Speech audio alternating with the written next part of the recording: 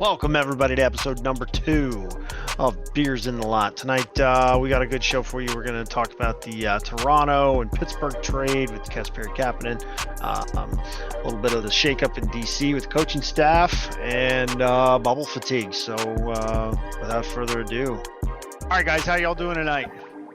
Ready to talk some hockey? Good. Good, man. How's it going? It's going all right. Howdy. I'm ready to get into this beer. Y'all ready? Yes. Let's go. Let's do it. There we go. All right. So what's going on in the hockey world? Who's got something to talk about?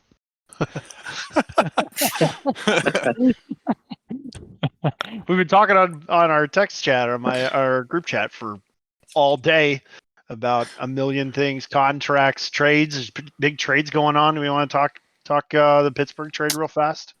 Just hit on it real quick. Yeah. So we can break that down. So the Penguins got a player they initially traded a few years ago for Phil Kessel. Phil Kessel is long and gone, unfortunately. So we brought the key piece and the Toronto side of it, Kasperi Kapanen, back. Unfortunately, the Pens had to give up a first rounder to do so. And there were some prospects. Halinder was involved. Was that how you say his name? I couldn't. Hollander. Philip. Yeah, Hollander. I've seen Halinder and Hollander, so I'm gonna go with Halinder. Okay. Was that the guy that Aaron's been trying to trade on his BGM? Yeah. I can't trade him in my NHL BGM mode. It just won't. I don't know. I can put him in lines, but You're no Jim Rutherford. I am no JR. That's true. He made the move, but I actually think you kind of talk about it from two sides, really, and I won't dig too deep into it really quick about a trade that helps both sides of the coin in the hockey world. And if you're Kyle Dubas, it frees up $3.2 million in cap space, which for them at the Leafs, this is the second year in a row where they traded a third line cog. Last year was Kadri, this year is Kapanen, so their third line from 2 years ago, pretty much gone. So it'll be interesting to see what they do with that extra money. For the Pens, they actually get rid of Evan Rodriguez, which is one less restricted free agent, and they get somebody to, kind of like almost like a Matt Cullen type, a lot younger, where he can go up and down the lineup, play multiple situations, and hopefully fill one of those spots between Gino and Sidney's line. Hopefully, that's my hope. Yeah, I was going to say, I think we saw that today. People were guessing where he was going to land, and he looked like he was going to land on either the first or second line. So I think that would be a nice speedy guy in the bottom six. Yeah, I agree. I think the trade makes a lot of sense for both sides, like you were saying, John. I think Kapanen probably fits best with Crosby. I mean, you guys are the Pittsburgh guys. I don't really know, but I think he probably fits best with Crosby, and then you can kind of get that. I know the Pens fans dream of putting Malkin and Russ together, and maybe Zucker or something like that. So I like that. I want to go back to Hollander or Holinder or whatever his name is, because he so. The first round pick for Toronto is great because they were out of the first round in this draft coming up, and so now they get back into the first round. They're definitely targeting defensemen, I think, right? Because everybody says they need more D. But Holinder, I think, is very interesting because everything that I read about him, and I didn't know anything about the kid until today, is he was considered like a top 3 prospect for Pittsburgh, right? And everything I read about him too, various interviews that he did recently and in the past, he was kind of projecting himself as a power forward in the vein as like of Patrick Hornquist almost. So he actually mentioned it himself that he looks to a player like that, and he wants to model his game after Hornquist. So I thought that was kind of interesting, and especially with everything that we hear about Toronto, like they need to be they need to be tougher and they need to get to the middle of the ice more and they need to get to the front of the net. Like if they're picking up a young player like that still has, I think, 2 years left on his entry level deal, that's a major ad for them. But like I told you guys earlier today, Pittsburgh adding Kapanen like that immediately helps Malkin and Crosby.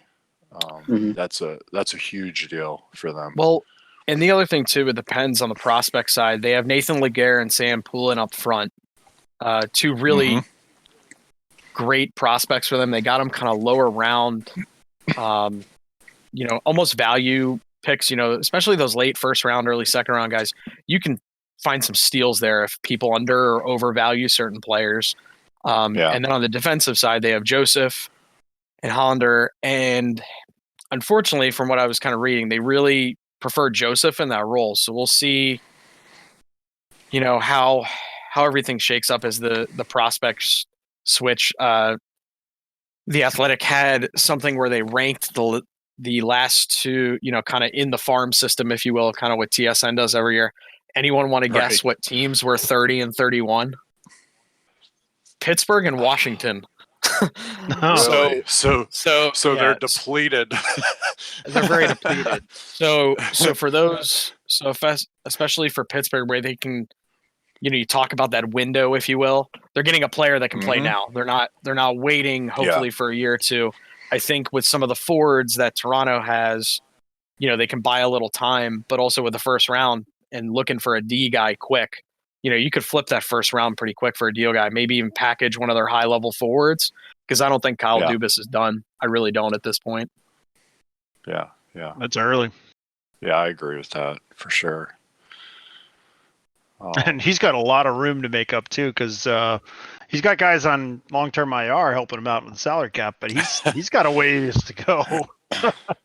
He's still in the 90 million kind of area, and he's got a ways to go if he wants to get down under 82. Right. Well, I think Toronto will figure that out. Yeah, they'll figure it out. They can make it work, and they have a lot of moves to make too, right? I mean, they probably need to make a lot of moves in their bottom six. We know they're looking for D. What are they going to do with Frederick Anderson? I mean, are they going to run him out of town because they couldn't do what they were supposed to do in the playoffs? I mean, I think you're right. Like Dubas's short summer here is going to be very short and very, very busy. And especially with a team like that, you have forward depth, between Kerfoot, Nylander, rumor on the street is both of those guys are expendable. So to get a D-man that they're looking for potentially, you got the assets to move. It's more of a who wants to be a dance partner with you at this point. Because D-men, especially solid ones, Morgan Riley, I do think he is a number one D. Jake Muzzin, I think, is very capable for them. But after that, Cody Ceci, I mean, he missed the net by 50 feet. That GIF was everywhere. It was fantastic. But really, I mean, they have Rasmus Sandin, who looks like he's probably capable, almost similar to the Pens with UC Ricola, kind of a younger kid, but definitely needs a little time. So we'll see what happens with Toronto. But we're going to be a Toronto podcast by the end of the day, I'm sure, at some point. Toronto and Colorado. That'd be so funny. Number one Toronto Leaf podcast. Run by 3 Pittsburgh guys and a Washington guy. Vancouver was another team I went down the stats of. You watch. My boy Brock. Gotta look out for him. Brock Besser. The other thing, too, that ticks me off, I was reading all that, Pens nonsense. Oh, they need to get rid of their fucking first round or all stuff. I'm like, we would have lost it anyway. The only difference is we decided to keep it this year. And sorry, I hate to be a dick. Like a player like that, like the Pens actually need, if we had to include Johnson in that, some people were like, you should have just chucked in Johnson. We probably would have had to give up 15 first-round draft picks.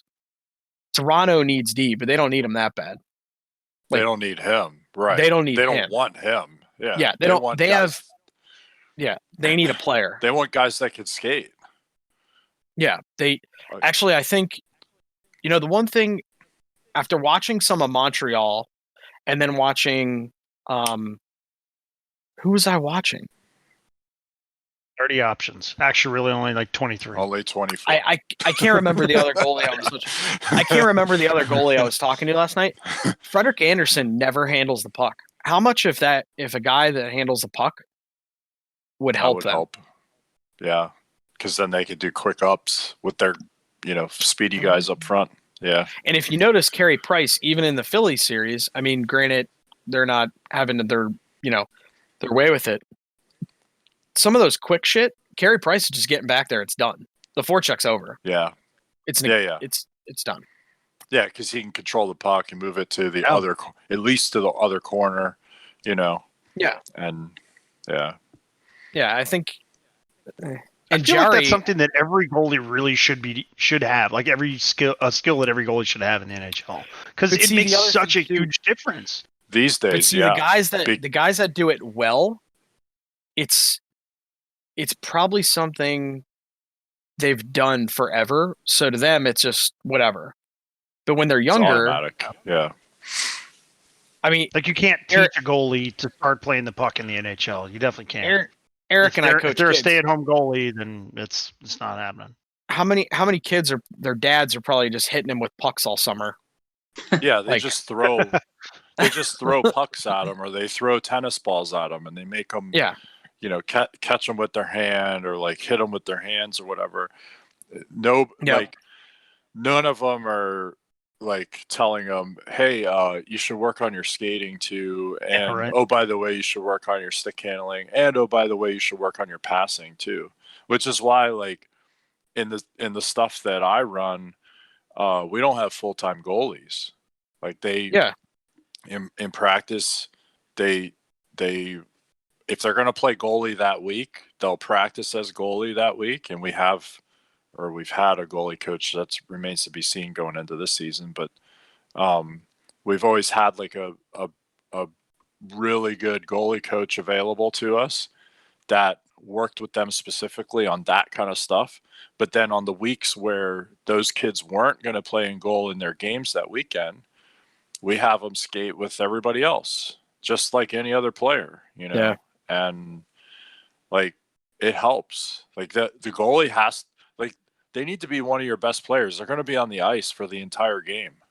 So they better know how to like skate and like use their stick and move the puck and Well, even as something as simple as like some of those like weird power play where the penalty killer will dump it, through the zone, it trickles back and maybe goes to the top of the circles in your defensive zone.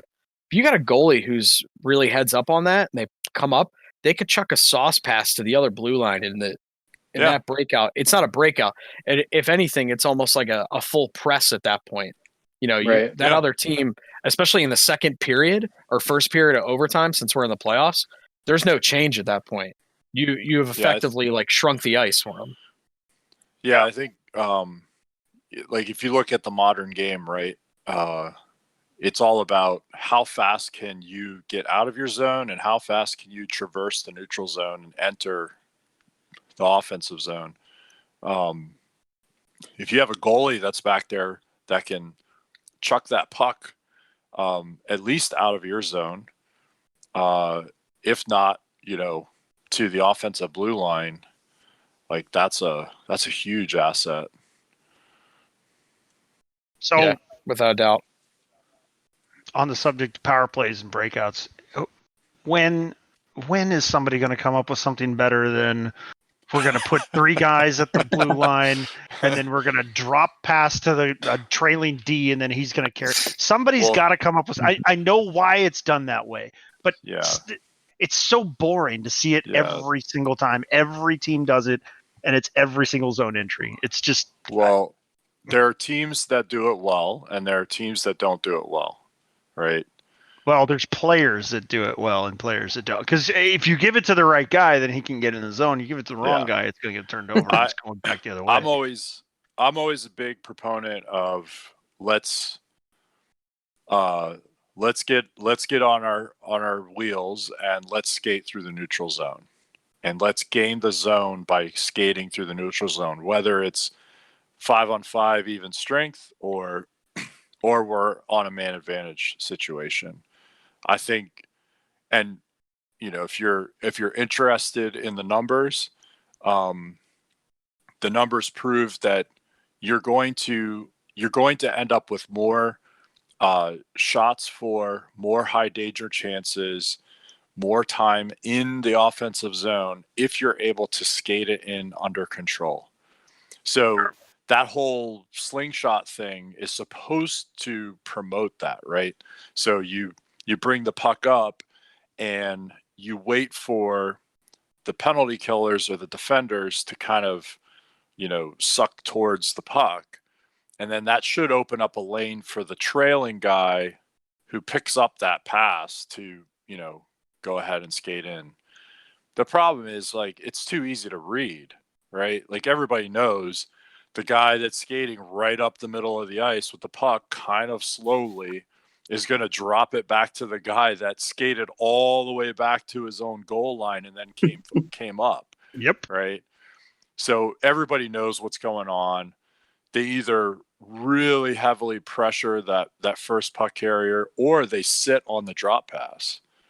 And you can only do so much with that, because if they don't make the drop pass and just blow past you, then it's a 4-on-3.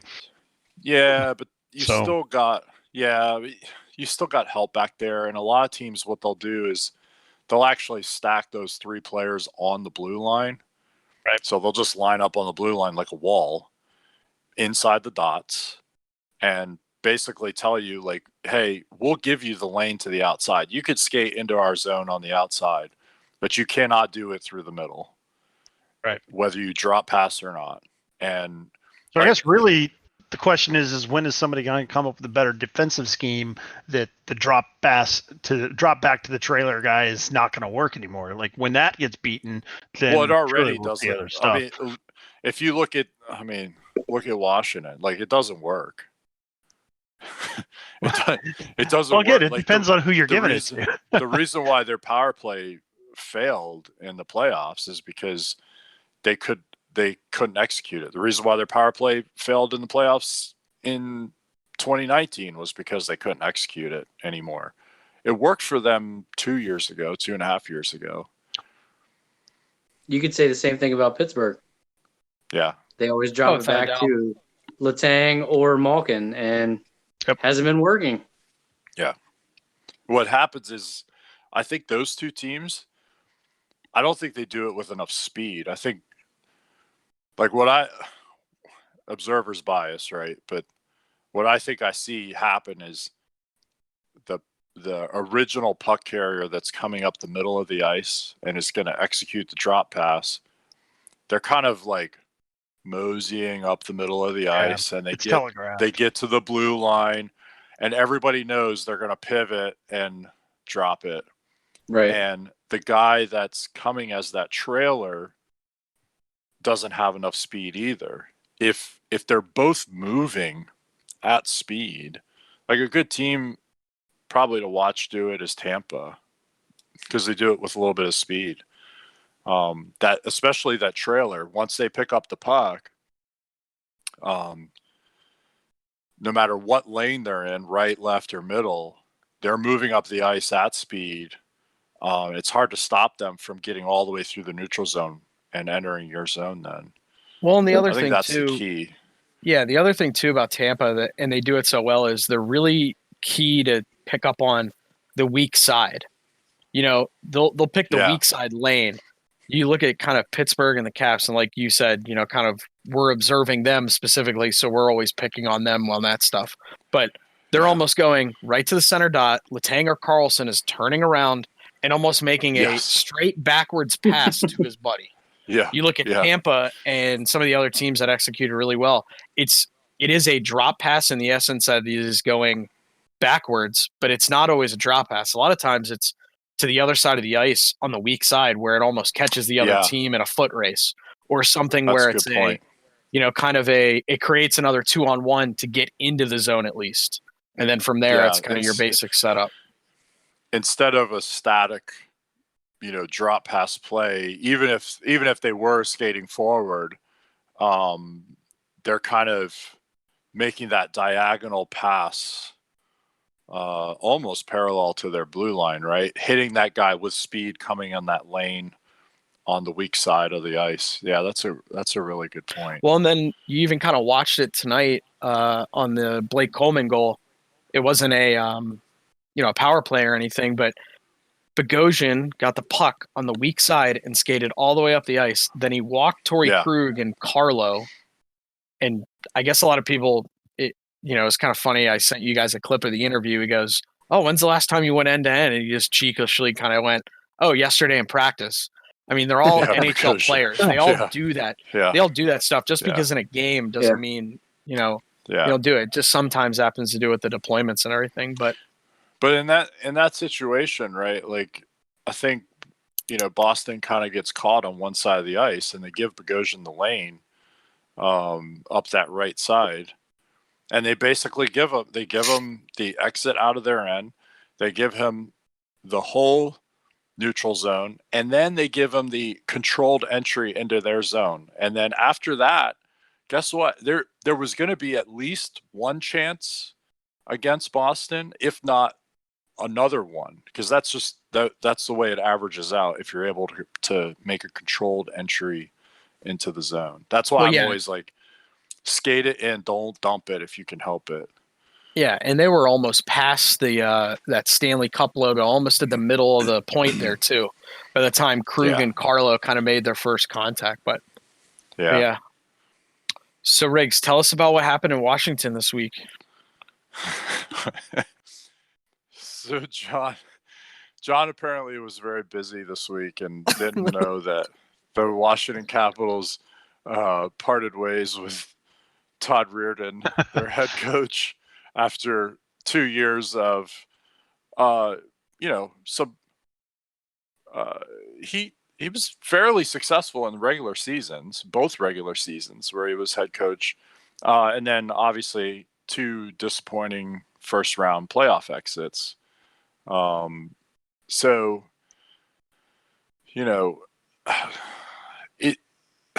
there's been a lot of talk in like Caps fan circles about, was it all Todd's fault? Is it a combination of him not pushing the right buttons and the whole situation with, the format of return to play and bubble hockey, and were players motivated to play in that? Were they ready to play physically and mentally? There's a lot of question in both traditional and new Caps media, about, were players in shape? Did they work out enough? Like, all these kind of questions and things. If you really look at how the season went, they had a decent season. They should have been in the playoffs under normal circumstances. They should have been a contender under normal circumstances, but it was a very up and down season, and there were troubling signs at certain points in the season that maybe they were not at a level where, like, they were going to make a conference finals or a cup final or something like that. So, Holtby was up and down. The team power play was up and down, mostly down. Penalty kill was a bright spot all season. But, I think maybe some of the personalities and the player side of things were not happy with him. I wouldn't be surprised. You have Ovechkin going into a contract negotiation here. I wouldn't be surprised if that has something to do with it. There's a lot of different things going on and swirling around the Caps internet fandom, whatever we want to call it. So do you think coaching is a factor in more in playoffs than it is in regular season? Because, you look at that Caps team and they're pretty stacked. So, So I that's know where, playoffs are a different bear, so I think coaching has to come into play a lot more in the playoffs than it does in regular season. yeah, I think you can argue both ways. I think you can argue that um, they they have a heavy influence into player matchups because when you're in 7-game series, right? If I'm a third line, checking winger, I'm probably going to be going up against the top line or the second line of the other team every night, right? For Right. 7 nights potentially, and that matchup's really important, and the coach has to, keep an eye on that and make sure that his players are deployed at the right time against the right players and all of that good stuff. Certain amount of in-game tactics. We were just talking about power play breakout and entries and things like that. Yeah, they have a lot of influence over that. Although you don't get a lot of practice time in playoffs to kind of fix those things. Especially the bubble, right?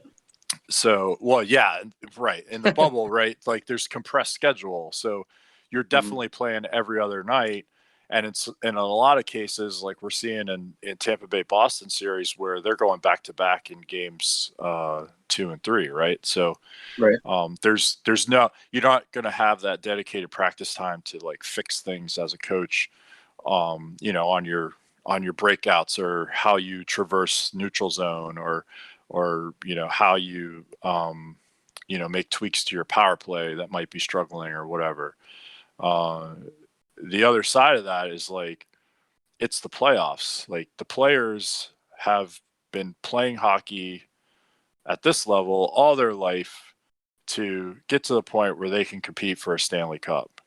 If you're not getting yourself prepared and motivated to go do that, there's a problem. And that's where I think a lot of Right. people look at like, well, we saw like on Instagram, like Ovi was working out like an animal, and even Kovalchuk was working out like he was working out with the guy who trained George St. Pierre, I think the UFC dude or one of those guys. Anyway, it was an MMA trainer doing these crazy workouts like to get himself ready and in shape for the playoffs. But you don't see that from everybody, and you don't really know what that means. I mean, everybody on social media puts out the best picture of themselves possible. So, were they really ready to play? Were they really in it physically? And then were they really in it mentally? There was a AP article today or yesterday about, bubble fatigue and about how it is mentally challenging for these guys to go into that environment and then have to perform at a level to try and compete and win a Stanley Cup. I mean, that takes a lot on its own. Rick Bowness, the head coach at Dallas, was saying that he was observing on his own team, on the Stars, and on the teams that they played against so far. Oh yeah, I saw that article. That was a great read. He feels like he observed mental lapses in games that were a direct result of bubble fatigue. Yeah. It makes sense. I mean, we talked about it off the podcast before, but like you were saying, like when you're on a 2-week vacation and towards the end, you're like, I just want to go home. Right, man. Like you could be in the coolest place in the world, but right. It's like, well, it's day 12. I wouldn't mind being at the house right now. Right. Like, I look at it that way, and then I also look at it too, like these guys are pros, right? This is their job. This is their career. This is a business trip, right? It's a business trip. It's work. If you go on a business trip for 4 or 5 days and you can only be in the hotel, or you can only be at wherever, like you're probably going to a meeting or something or whatever it is, You can only be in that office space or in your hotel, and you can only be around your coworkers, right?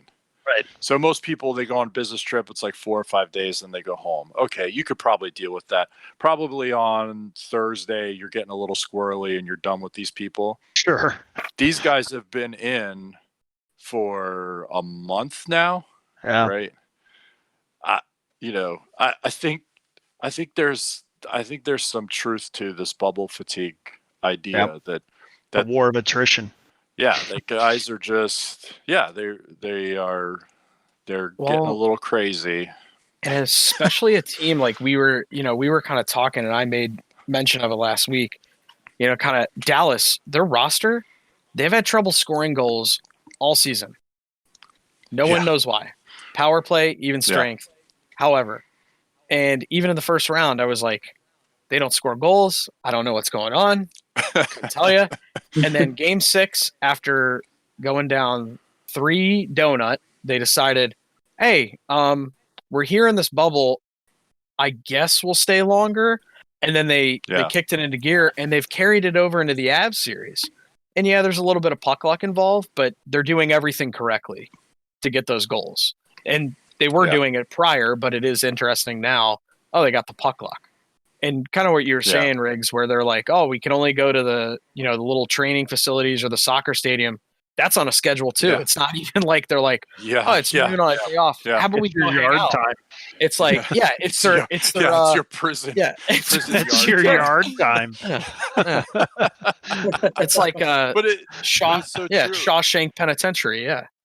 and even again, Rick Bowness mentioned that. He said, we worked with they had to work with the league to set up this time in Edmonton to go over to the CFL stadium and like play soccer and ultimate frisbee and like all this stuff. And the reason why they did it is because they wanted to get outside in the sunlight and fresh air and be away from the bubble environment. Like it literally was prison yard time. It was yard time. and going along with the prison theme, in that some of the players have said that. In that same AP article, Stan Bowman with the Blackhawks, GM of Blackhawks, right? He specifically referenced the bubble as a prison-like environment. That's how these guys are looking at it. When they're inside, a little better amenities, though. I mean, well, yeah, I mean, like they got their Starbucks, Yeah. Or Tim Hortons, right? Tim Hortons. Yeah, it's Tim Hortons. And like, But I think it does wear on unlimited Timbits. Yep.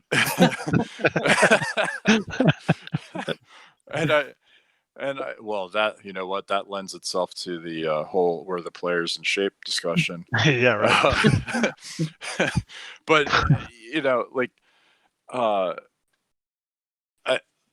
I think too, we talked a little bit about it last week about what happens next season. Also, then there was a tweet from John Shannon today saying that there's a proposal on the table between the union and the league about bubble format for the 2020-21 season. Basically saying that expand it from 2 bubble cities to 4 bubble cities, maybe all in Canada, maybe not. And then doing this weird 8-game rotation thing where teams would rotate around the 4 cities and play 8 games in one city and then move to the next or something like that. I don't know, hearing some of the stuff about bubble fatigue, I don't know if the players are going to go for it. I don't think they're going to do it. No. But I guess that's a topic for another time. So I guess let's go ahead and call it a night here. We'll be back next week. We'll probably post again on Wednesday again next week. Hopefully talking about more teams than just Toronto. So thanks everybody for listening. We'll catch you next week.